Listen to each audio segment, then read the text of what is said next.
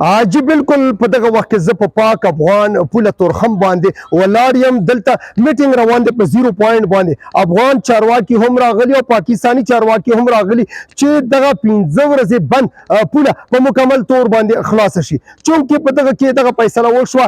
چې وخت په کار دی، ځکه چې کسټم عمله نشته، د اف ای ای عمله نشته، کسټم کلیرنس ایجنټان نشته چې په بشپړه توګه دغه پوله خلاص شي او بیا دغه معاملات چې کوم دی ډیل کی. نو په دغه وجه باندې د سحر نه دغه امکان څرګندېږي چې په بشپړه توګه به د مسافرو او د تجارتي هلو ځلو په حوالې سره دغه پوله خلاصه وي. چونکې 15 ورځې وشوې چې دغه پوله بنده وه، انتهایي په مشکل کې خلک وو او دواړو د ملکونو عوام هم په دغه باندې زور ورکولو چې زر تر زره دغه پوله خلاصه شي، ځکه چې په زرګونو ګاډي چې کوم د لوډ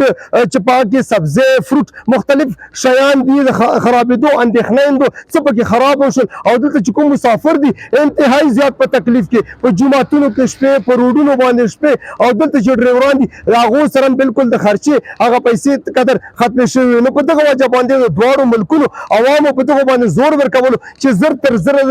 پوله خلاصه کړی شي چې د دواړو ګاونډي هیوادونو مسافر چې کوم دي، کوم عوام چې کوم وي، چې تګ راتګ سلسله هم جاري شي او د تجارتي هلو ځلو په سلسله هم دغه پوله خلاصه شي چې د دواړو ملکونو هغه اقتصادي وضع یو ځل بیا په ټریک باندې واچول شي. جی